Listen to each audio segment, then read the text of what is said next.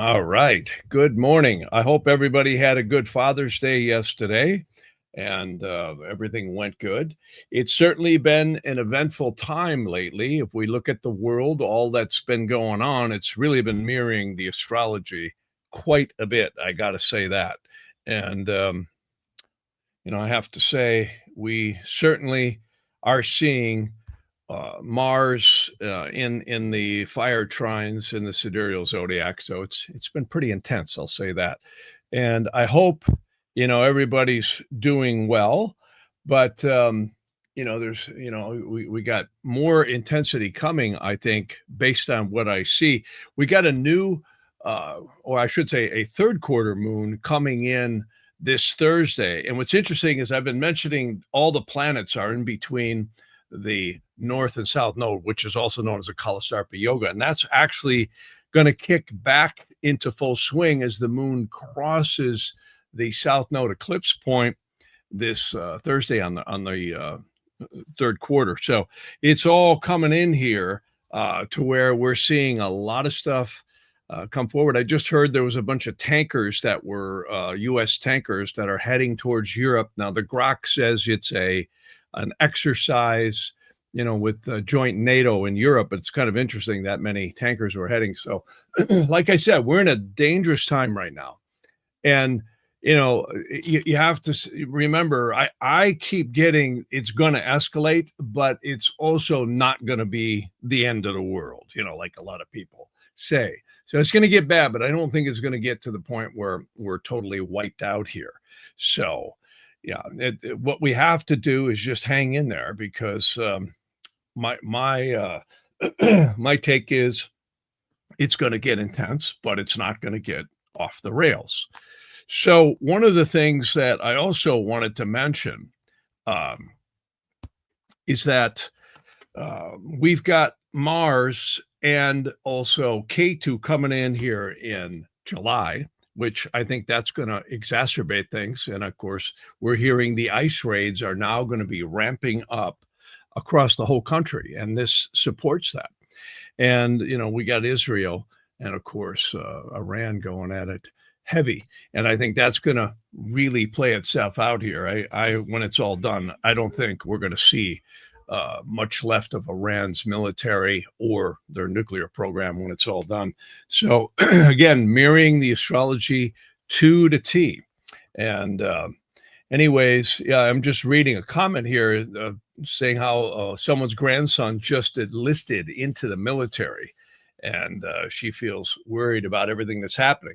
Yeah, I mean, it's an intense time in the world right now. But I also think, we will get through this. I don't think we're going to end up in a full-blown nuclear World War III. I really don't. I think it would be stopped. I was talking to Chris Bledsoe about that too. He's getting the same reads I'm getting on the astrology, that, yeah, it's going to get intense and get very intense, but I don't think we're going to see an all-out exchange like that. So that's what I mean when I say it's going to get more intense. And we got to remember, this Kalasarpa yoga keeps going on. The middle of July is really intense. And the reason why, we have a confluence of things. We've got Uranus going over the star, the fixed star, Alcyon in the Pleiades. And this is what I've been mentioning for months and months and months, is that Uranus is sweeping over all these stars in the Pleiades. And every time it does, every 84 to every 86 years, we get a lot of trouble in the world. But what I like that I see now is that I don't see some of the outer symbolism right now lining up quite the way I did in the last couple of world wars. And let's hope that's the case here. So, yeah. And the other thing I should mention is we just had Jupiter and Saturn separate, and we had Mars and Uranus square when all this eruption was happening with Israel, Iran, and of course, all the riots that we're hearing about. So a lot of people are minimizing the riots. They're saying, oh, no, it's not much of a problem. I just passed through downtown Los Angeles yesterday on the outskirts on the 101, and there was a bunch of ramps and police cars and still a lot of trouble down there from what I see, even though They say it's only a small percentage. It don't take much to get intensity. And I know people who work downtown, they haven't been going into work because of it. So it's definitely been intense, at least here, I can say that. So the big thing I want to focus on here now is that I've been doing a lot of study on Vedic astrology's karma aspect. And one of the coolest things I've been researching is kind of the comparisons between what a lot of the famous psychics have seen and karma that's in our chart. And I have to say, Edgar Casey came up with some really interesting stuff about what happens, in his opinion, in astral traveling after a person exits the body. And you might say, well, why in the heck am I focusing on that, right? Well, I have to say, it really parallels what's going on in the world. If we engage in all this insanity too much, we tend to go insane as well. So I'm not saying we can't, we should look the other way. But what's so interesting about Edgar Casey's work is he talks about how the consciousness that we leave the body is directly relatable to whether or not we're going to start to reincarnate right away. And it's interesting with the world where it is. And I see so many people so intense with their political views right now. I mean, everybody's ready to go to war, right? You see it everywhere. And, I have to say, yeah, we certainly have a right to feel the way we do, whichever way you feel, right? And depending on which mind control news station you're listening to or rhetoric from someone. But the bottom line is that, let me just close this window here. The air conditioner's running out there and it gets really loud. So the bottom line is, what I see in the yogas, in Nadi and Vedic astrology, is the consciousness is reflected in the birth chart.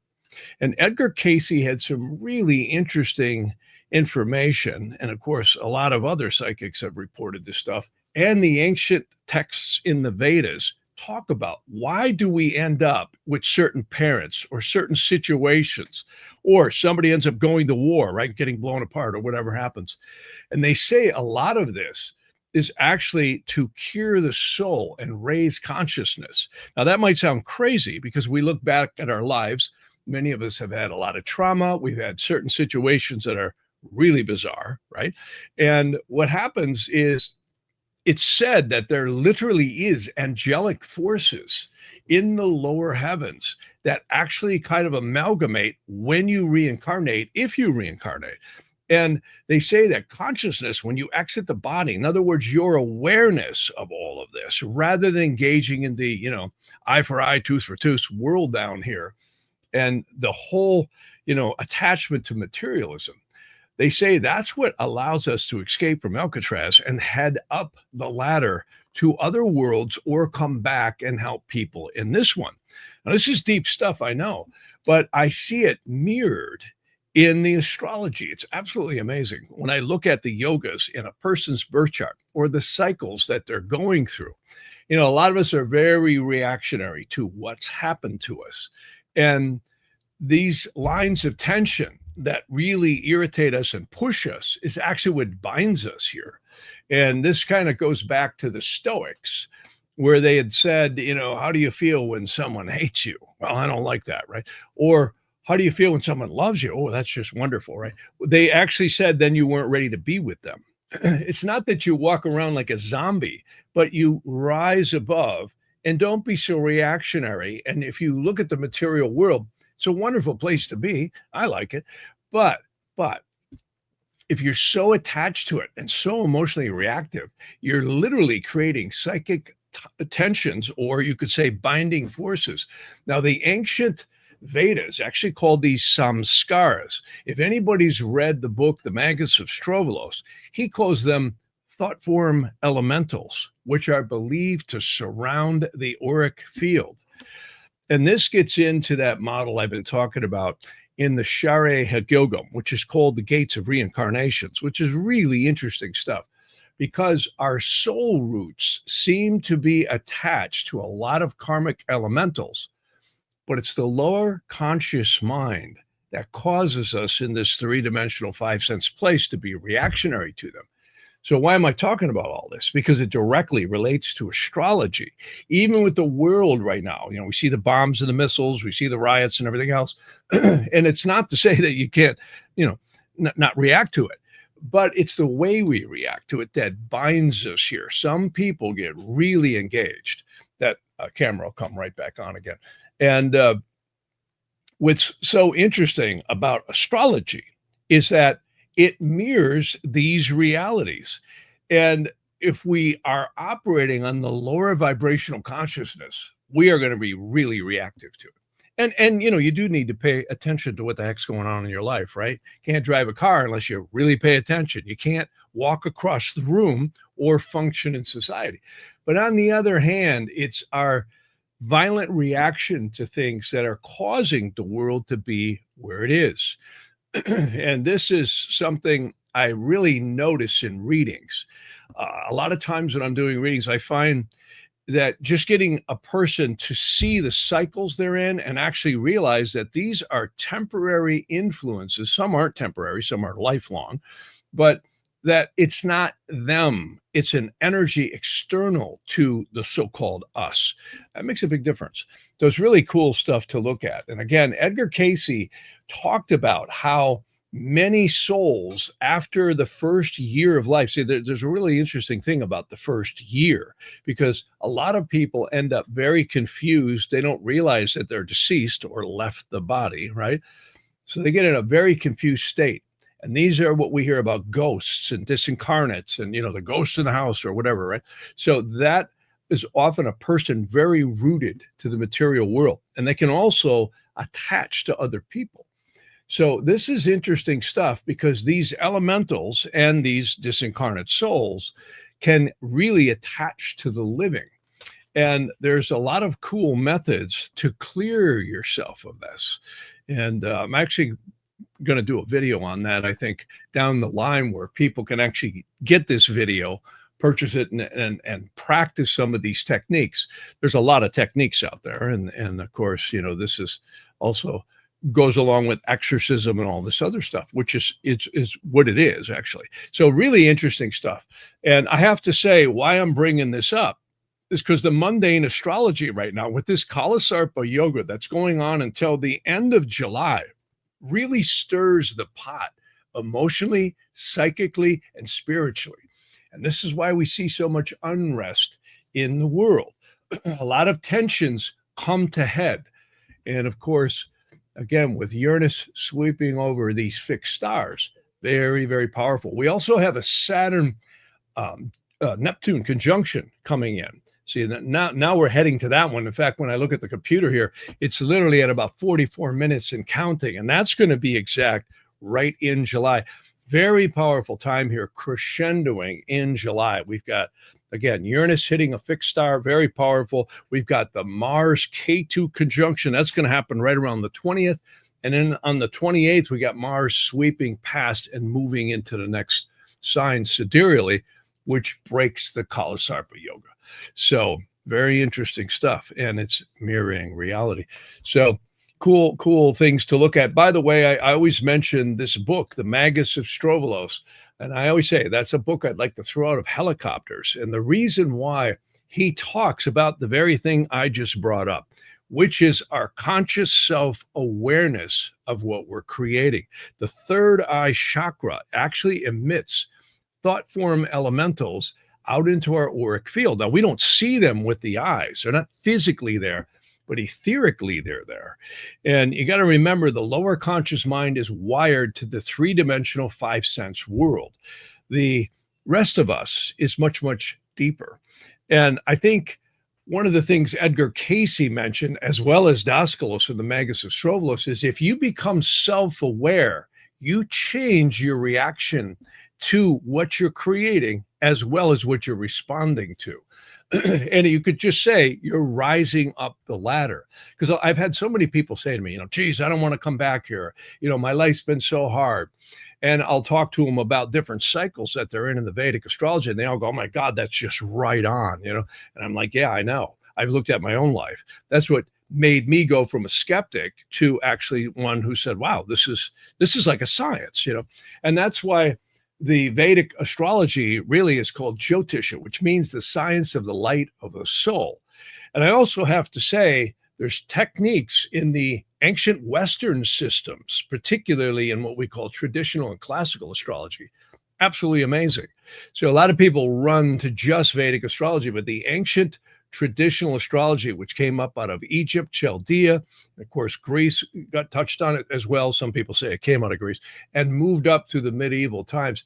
Profound stuff, some of that old stuff. And the Vedic astrology and it are a lot in parallel, what they come up with. So very fascinating stuff. So anyways, I want to read a couple of comments here. Some people are putting in a lot of comments here. Said, somebody said it would love to do a chart on the man who survived that plane crash. Yeah, I agree with that. That one person who survived out of like 245 people. You bet. He had to have some good transits, huh? Yeah, no doubt about that. And apparently he's still alive. So yeah, that's amazing. It always makes you think about that when you get on a plane, doesn't it? It's like, you hope the pilots got it all together up there. So yeah, especially these days. So there's a bunch more comments coming in here, and I'm just trying to read them. Yeah, she goes, the one person saying here, don't get so emotional about the elites fighting. It's not about you at all. Well, that's interesting because, we get into this whole elements of good and evil, and that's really what's going on. And when you step back and you examine where all this stuff's coming from, follow the money. It really is all about the money. And I think what's happening, I know a lot of people are programmed to hate Orange Man, and I don't want to get into politics, but I really think the astrology shows right now we are actually heading in a much better direction than where we were. The problem is, getting back in a new direction takes a lot of adjustment, and a lot of people are really emotional. Like I've heard from a lot of different people and friends at how much protesting was going on the No King's Day, So there's so much polarization out there between who believes what and what we're all committed to. Let's put it that way. So I always say it ain't that deep. If you just back off a little bit and be more of a what I call a spectator rather than totally engaging, you might be happier. But that's easy to say too when people start getting really crazy. Anyways, I'm reading more comments here. And people are saying, yes, it's so amazing. We have a choice to make, and we do. And that's it. That, the conscious mind is the most powerful thing. We all learn how to drive cars, most of us, right? That is the hardest thing to control, is our emotions, our reactions, and our lower conscious mind. And this is what was taught in all the great mystery schools. And it's interesting because this gets into the topic of fate versus free will. Does the astrology, or can it be altered? And the question is, how can it be altered? I personally think these are energies. It's like trying to control the weather. Maybe that's a bad example because they do control the weather or they influence it. I'll say that. But it's like traffic. You can't control traffic. That's a better analogy. But how you react to it is probably everything. So that's one analogy we could use. And I find that in the astrology, the more you become self-aware of the energies that are coming at you, not that I'm promoting astrology, but I find in readings, it's really pleasurable to me to help people see where they're at, the kind of the topographical energies that's coming at them. And then you find a better way to react is a good point of view. It's kind of like severe weather. When it happens, you ain't going to stop it. But it's what you do to get out of its way or the way you react that can make all the difference in the world. And that's really the same thing with consciousness. And I find this in astrology, that you actually can turn very difficult aspects into a positive work for you. It's kind of like martial arts. They'll tell you, if somebody's kicking you in the head and they're going to keep kicking you, that's actually a moment in time where if you react appropriately, you can put your opponent on the ground. Why? Because they're out of balance right at that point. And I find the same thing with astrology. When you have difficult aspects, there's always a flip side of the coin. And it seems to be this dimension, this world is always a world of duality. There's always positive and negative aspects to everything. If you look at it, it's right down to the molecular structure of this world. You have positive and negative. You have, again, protons, electrons, neutrons. So it's right into the core building blocks of this whole lower physical dimension. So cool stuff. Anyways, I'm reading along here, and somebody's saying the beauty of core physics. Yeah, the kids in LA don't want to learn to drive, and they don't. And they know they don't have to. Yeah, that goes along with the smart cities. Again, we've got a war between the globalists and the nationalists going on. And it's interesting how well funded some of them are. And there's a lot going on with all that. So, anyways, I'm just reading along here. So, somebody's saying here that. Somebody saying we will prevail, the end of the world as we know it, and I feel fine. Yeah, I always like that song. But it's interesting because one of the things that's on the radar screen right now is, again, the AI. I am seeing photographs and pictures and videos of robotic things that look so human. It's scary. And, my mind races back again to Blade Runner, to Terminator, to iRobot, and so many other movies that have been put out. Those are some of the better ones, again, written by Philip K. Dick. And it's always been warning humanity of trying to create life itself. And even though, machines have brought us a lot of, benefits, it also, in that context, may be the very thing that we have to really keep in Pandora's box, because that one is really, we're going to see stuff in the next 5 years that's going to be absolutely mind-blowing. And we're just getting on the runway on that one. So, yeah. So anyways, I'm reading a few more here. Somebody's talking about the vax here. Yeah, that report card is definitely in on that one. I was listening to RFK the other day, and I had to check and play it back.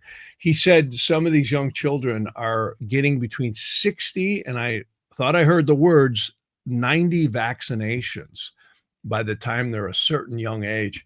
And if that's true, which I don't know if that's true, but if that is true, even close to that, my God, pretty scary. So, it's like there's a destructive force here that is definitely at work. So anyways, yeah, somebody's here acknowledging Philip K. Dick. Yeah, no question about that. Really a great writer. It's so magical when you look back at some of the classical movies, the writing that was in it, the screenplay writing is something I've always really respected and appreciated. Tennessee Williams and so many others had written such incredible stuff. So many great writers. Every once in a while I go up in the Franklin Canyon. People may remember that was where the Andy Griffith Show opening was, little Opie, through the rock. And, of course, Andy Griffith had his fishing pole. And a lot of writers lived up there in the old days. Of course, most of them are dead now. But many, many writers had lived up in that area. It's really a cool place. And anyways, I'm looking here at more things here. Well, somebody just acknowledged, that it's true. There's something like 84 shots. I don't know the numbers, but I remember my first encounter with the vaxes. That was in the 60s, and I literally passed out and almost broke my neck. And I had 3 vaccinations. Of course, back then, the 50s and 60s, they were pushing the polio vaccination. And very interesting stuff here. So yeah, they a lot of people are responding to the vaccinations. Again, I go back to that video we did not that long ago with the what is it, spelling to speech, with the autistic children, finding that they're actually much more conscious or psychically aware than most of us, because they have actually not had access to the conscious interaction that we normally have, so they develop other things. It's very interesting. You look at Helen Keller, you look at so many people who have had one impediment, and it actually expanded them in many other areas that were quite beneficial. And again, I mentioned earlier, Edgar Cayce said the same thing, that a lot of times the difficulties, and I see this in astrology too, the difficult charts are the ones that are spiritually growing. Because what it does is it puts us in pain constantly. We're always, geez, this is so hard, so emotional, so this, that, what have you, whether it's physical, emotional, or some suppressive thing that you were raised in. It actually tempers the metal, for lack of a better expression, or you could say builds character, right? And they reported that soul, upon reflection, once they were out of the body for a period of time, actually said, wow, the astrology that I got when I incarnated in that previous incarnation actually made me get conscious. You see what I'm saying? So this is really interesting stuff, and a totally different way of looking at astrology, because most astrologers are pointing out, oh, you're a Pisces and Aries and all this sun sign stuff, or you have all these yogas, which is true. But we have to take it up much higher and say, well, why did you get that? I mean, is this just some random thing, divinity's throwing out to put you through hell? I don't believe so. I think it's far, far more divine. And, even though some people go through really literally hell, it may actually be a blessing in disguise. Again, it changes upon reflection when they exit the body. And again, Edgar Cayce is not the only one who says that. The Sharia Gilgam, the Magus of Strovolos, the Vedas, the Upanishads, even the work, again, Carl Jung had done, and so many others, talk about how they've had information coming back from Dr. Carl Wickland. Again, one of my favorite books, I mention it all the time, 30 Years Among the Dead. And why that morbid title is he, for 30 years, worked with his wife as a psychic, getting feedback from so many disincarnate people that we would call dead, that come back, relatives or other people who come back and say, wow, it wasn't the way I thought. What my religion taught me, or what, society taught me, was different. And many people in religions will come back and say, I was a staunch believer in this, that, or what have you. And they found out the universe is a lot more broad than we think. And, that's why the more I get to know, the less I know I don't know. And that's kind of a cool thing. And astrology, is such an interesting thing to so many people. A lot of people love astrology. And again, I don't know that I loved it as much as I was in awe of its reflectional accuracy. Even, I think one of the most unique things is interrogation astrology. Think about that. You can ask a question, and literally the Eastern horizon, if you cast a chart, most people don't. Most of us are just living our lives, and we're just thinking and setting goals or doing whatever we're doing, or we're just living our lives, right? But if you stop and you cast a chart with intent, at that moment in time, the Eastern horizon becomes you, the querent, or whomever you're asking about. And the houses around the chart, which is really just the sphere of our influence, wherever we're located, which is, of course, your place on this planet, or whatever you want to call it, Earth. And literally, the astrology reflects what's going on. Now, you think about that. If you just really take that in, there's a lot of skeptics say, well, it's not accurate. Well, I'd beg to differ. I have literally, I don't know how many thousands upon thousands upon thousands of interrogations, horary prashnas, whatever you want to call them, over the years. That is stunning. In fact, I have stuff from the early 80s that I'm unearthing right now on a DOS program. You guys remember that one? DOS, that was way before, the regular Windows came out. C:\DOS, right? So, and I want to unearth. Back then, I couldn't notate them as well, but I had some amazing questions, and I was just stunned that it could even work. So we are definitely in an interactive universe, and it's absolutely stunning. I've had people literally say to me, wow, I think you're full of crap, and I'm like, okay, great, whatever. I'm just telling you what the chart says, right? And then they'll call me back up months or a year later. I can't believe it. It's exactly what happened. I said, I know, I know. So it's pretty stunning. I've lost things and thought, oh geez, I'm never going to find them. Right? I've looked everywhere, and I'll cast a chart, and it'll give me a direction or a place that it might be, and sure enough, there it is. Sometimes it's a little hard to pinpoint exactly where it is, but it points you in the direction, and if it tells you you're going to get it back, you will. If it tells you you won't, you probably won't, meaning someone else took it or it's destroyed or what have you. And you can see these kinds of things. Absolutely amazing. So somebody's saying here they got stage 4 cancer in 2016 and went through hell treatments and surgery, more treatments. Chemo sucks. Yeah, you bet it sucks. And I grew and became much more wise from it all. Yeah. I mean, man, I got to tell you, it's a tough thing when you get cancer. I mean, many of us have seen that, and there's nothing more valuable than your health. I mean, when I think about all the material possessions we all collect, I don't care what you buy, I don't care how much you like it, there ain't nothing more important while you're alive than your physical body. And, I'm such a proponent of reflexology, and I've had so much feedback on that. Reflexology, in my opinion, is magic. You just got to be really tenacious, and you got to have the diagrams, and you got to be willing to go through a little bit of pain. But man, magic. I cannot tell you, I have literally healed things.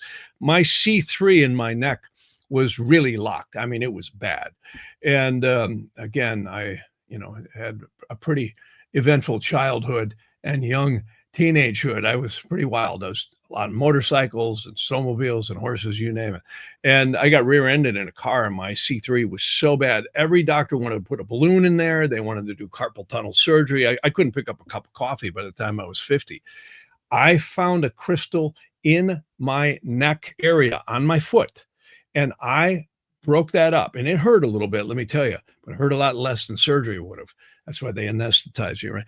I healed it. And that's a dirty word in allopathic medicine. I healed it.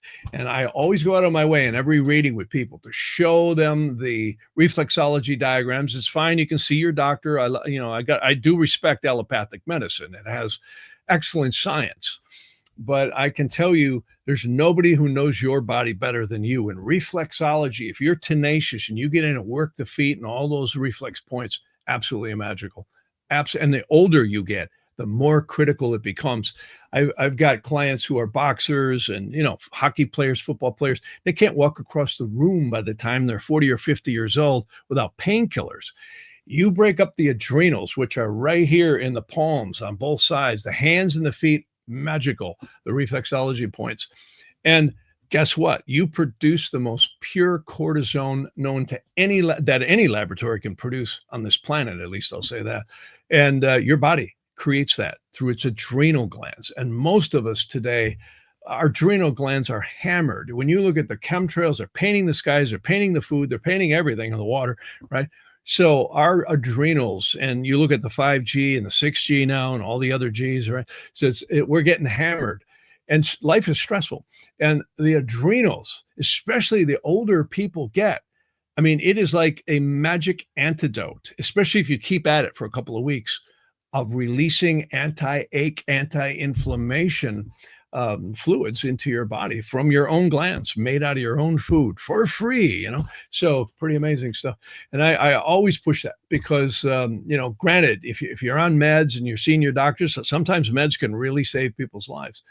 But man, if we can keep the body functioning on its own, magic, really magic. And, there's been some miraculous things that have been produced by the medical fields as well. So you can't totally damn the medical fields. I've seen some pretty amazing stuff go on with hormones and on and on.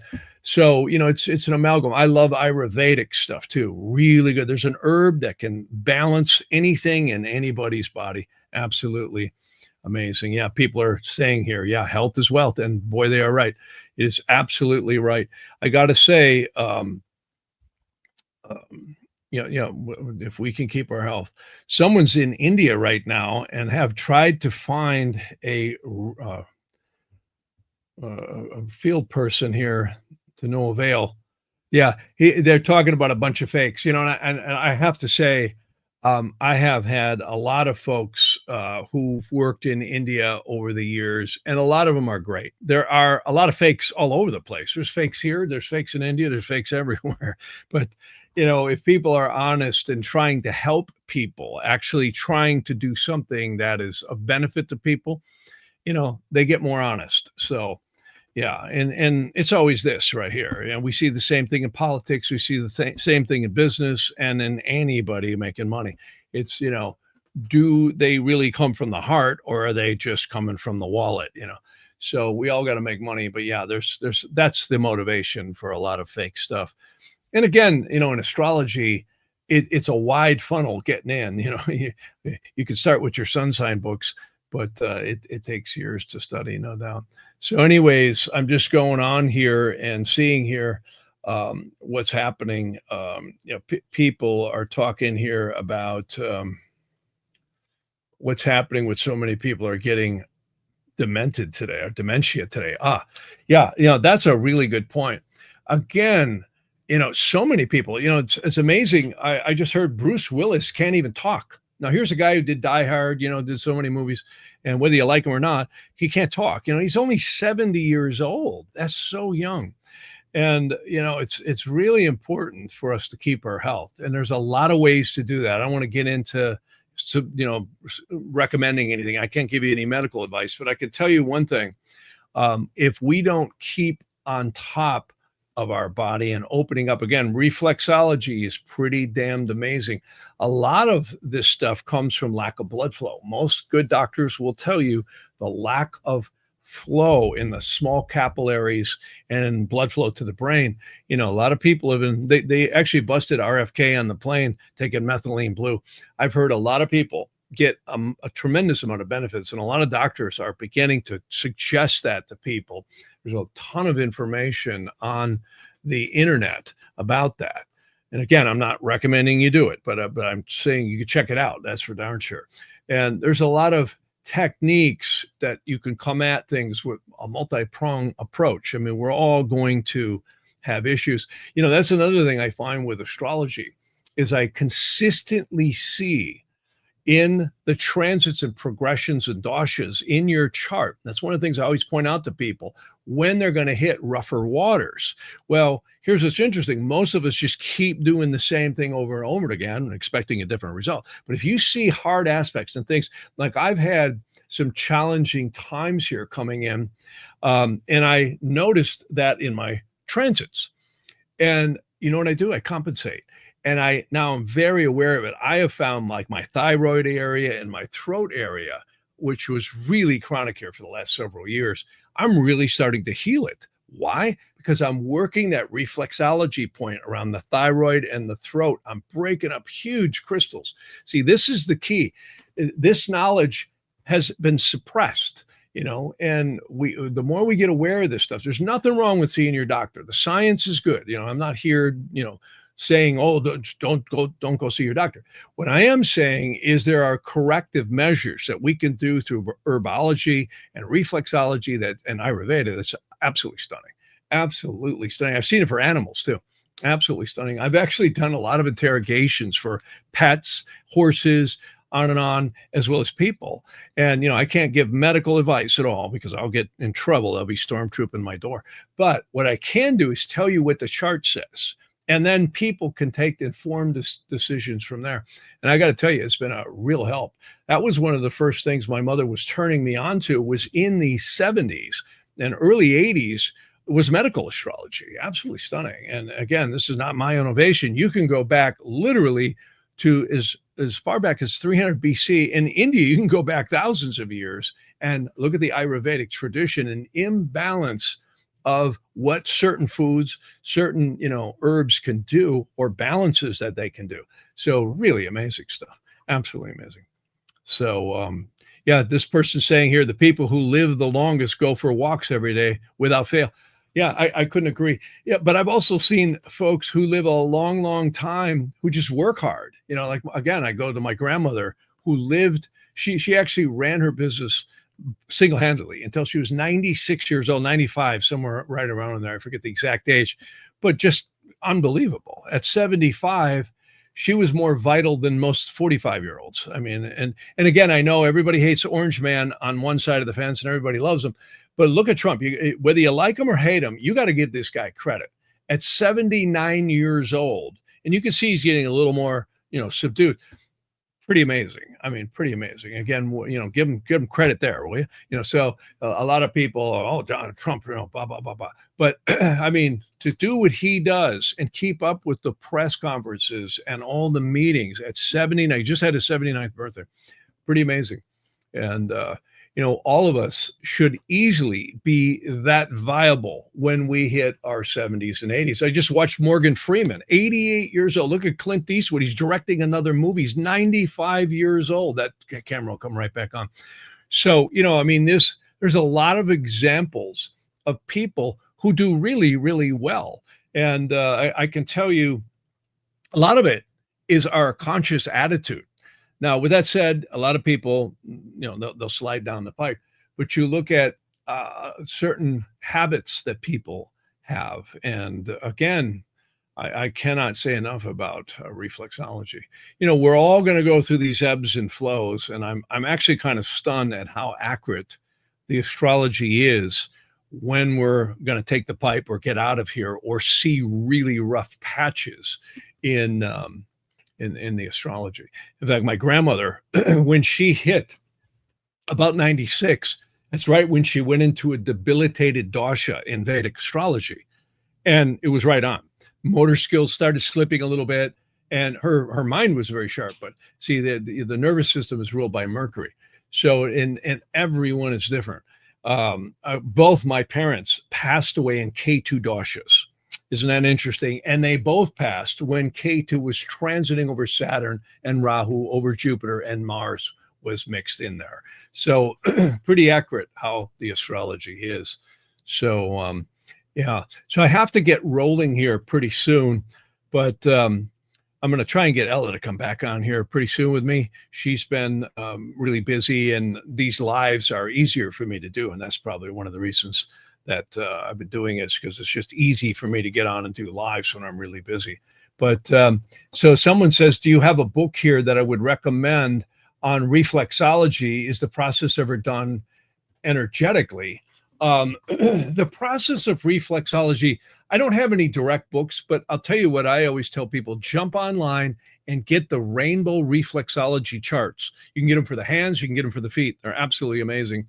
I don't know if I can fire some up here, but you can jump online and find them. They're really good. I always recommend getting the reflex roller. It's called the USJ 101, and you can Google it.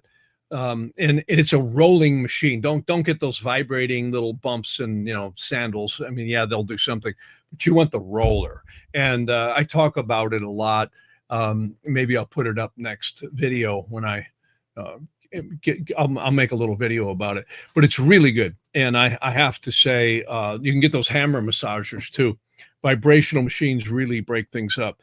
And another thing is diet. There's so many important things we can do by paying attention to diet.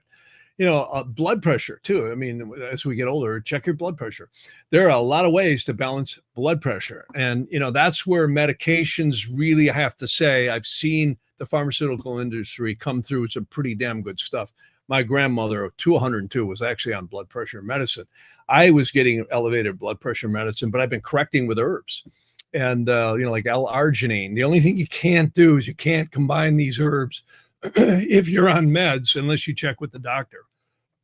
Because what you'll do, you create a lot of havoc. Don't mix pharmaceuticals and herbs unless you check with the doctor. If you're on medications, don't do it, because it's really dangerous. I've actually seen doctors create a lot of trouble because they didn't check when another doctor had a patient on. I had a client once, her 18-year-old daughter was killed in an emergency room because they gave her a sedative and didn't know that she was on some strong other painkillers, and it killed her. So, that's a doctor doing that. So don't play around with herbs and pharmaceuticals. And even with herbs, do your research. There's a lot of really good videos. There's a lot of really good books out there that you can get to look at the precautions on herbs. Herbs are powerful. So are pharmaceuticals. So, you got to come at this with a lot of knowledge. And again, I always recommend people who are on meds definitely talk to like a good naturopathic doctor or an MD who's jumped into the naturopathic field if you got chronic stuff. So there's so many herbs that are magical. I mean, literally magical. That's how I literally cured my grandmother of having her from having to have her kidneys removed, was reflexology, and then a kidney cleansing herb regimen, which was gravel root, marshmallow root, goldenrod tea, and marshmallow. So really amazing. Hydrangea root too was in there. So and that's just a few herbs. There's a lot of herbs out there, and really powerful. There's herbs that can cure everything literally under the sun. Pretty magical. So, anyways, somebody talking about here is somebody's got a sister who has dementia, and she was a nurse all of her life and a vegan, and she lived alone on a farm out in the wheat fields and took long 2.5-hour walks every day with her dogs. Yeah, you know, again, this is deep stuff because a lot of times, you know, we can get transits or progressions that I see this stuff comes in at. And clearly, you know, you can find ways to compensate, but you know, you got to really be on it. And again, there's a lot of interesting techniques to go after this stuff. And again, I don't want to get into this right now because, you know, one shoe does not fit all, and everybody's going to, you know, to respond differently to things. But anyways, yeah, there's a lot of stuff here that people are commenting here on the health stuff here. And yeah, so yeah, there's people here talking about cervical spine injuries. You know, I always talk about comfrey root. Comfrey root is a plant that grows all over the place. And you can't take the root internally, though I have, but you really shouldn't. They say it could mess with the liver. But comfrey root is what the Roman soldiers and many of the medieval soldiers would carry with them in pouches. It literally helps rejuvenate you know, soft tissue, bones. It helps heal bones like crazy. I had a lady who was thrown from a horse and she landed on a staircase, and talk about getting hurt. You know, I mean, poor girl, she broke ribs, collarbone, femur. I mean, she was busted up, and they couldn't put her in a body cast. So I had told her, I said, you know, check with your doctor. Can you do comfrey root on? He said, yeah, I don't care. Do whatever you want. Right. So she couldn't find any pain relief. She wrapped herself with this comfrey root. She called me back. She goes, I can't believe it. She goes, you know, my doctor says my bones are healing at a much higher rate, and the connective tissue was healed up. Even old injuries, you can make a compress, and what you do is you grind up the comfrey root and cook it in a crock pot. I had a lady, in fact, it was Ella. She sprained her ankle. She was walking and she sprained her ankle stepping on a rock, which a lot of us can do that really easy. And I threw comfrey root on it. Guess what? Next day, she says it's like it almost never happened. My son was running around with some dogs up on a farm, and he cranked his foot really bad. It was so swollen. It looked like a beach ball. And comfrey root, within the next day or so, he was able to put his shoe back on. And within a couple of days, he was like fine. So it's amazing what some herbs could do. Comfrey root's magical. I got to tell you, that stuff I actually keep in the medicine cabinet. It's absolutely stunning what it can do. Because again, our health is everything, you know, the body is everything. So anyways, I've got to get running here, but so yeah, if anybody wants to do readings, you just call me at, or not call, but it's jeff@jeffharmon.com. And again, I love Zoom today. And another thing too, I want to mention, you know, I've mentioned this a lot, is gemstones are another vibration. You know, I always use the analogy, if you've ever ridden a horse, you know, you'll get pounded to death if you don't get in the gate of the horse, right? Well, that's what gemstones tend to do. What they do is they literally get the auric field vibrating at a vibrational energy that is commensurate with the dosha or time lords you're in. And what it does is it puts you in the gate of the energy that's on you at that time. And there are certain gems you can wear all your life. And I've had I just had a psychic lady who's really good. I love her. I won't mention her name, but I've been telling her for years. I said, you need to get this particular gem. She finally bought it, and she goes, oh my God, I can totally feel it. I said, yeah. I said, it centers you. And gemstones are amazing. So I do that in readings, and people can just get a gemstone reading if they want. Very powerful stuff, I have to say. And again, I get natural, untreated gems. The internet is full of lab-grown gems. And if you want a lab-grown gem for jewelry and costumes, they look amazing. But if you're buying them for energy, you might as well light your money on fire on the porch, because it doesn't have any. And the little bit it has, not there. So I find natural untreated gems, and literally what I do is we cast the metals on a good day for the setting, and then I set them in the piece at a good astrological time. I actually have a guy who casts them right when I tell him to. Pretty amazing. And then there's a whole procedure where you cleanse them and you charge them with mantras. Very powerful stuff. So again, I was a skeptic on gems years ago until I said, wow, I can really feel it. And now if I take any gems off that I'm wearing, I can totally feel it. So it's very, very powerful. So anyways, I've got to run here, and thanks everybody for joining me. And again, the world is crazy. There's no doubt about right now. It's always been crazy too. But right now, the astrology mirrors exactly what we're seeing. I think the thing we got to do is be in the world, but not of it, and respond, whatever way you believe. But, remember, it's all, Shakespeare was right. The whole world's a stage. We're the actors, and the movie we're playing is our lives. And when we step out of that a little bit, I think it has a real way of reorientating us. Not that we don't have to act sometime. We definitely got to keep both hands on the wheel, so to speak. But I think it's our emotional reactions to everything that makes such a difference. And that's the most powerful thing in the universe, is the mind and the consciousness connected to it, which is definitely above the lower conscious mind. So you guys all have a great week. I'll see you on Wednesday, because I'll be back on Wednesday. So thanks for joining me. We'll talk to you soon.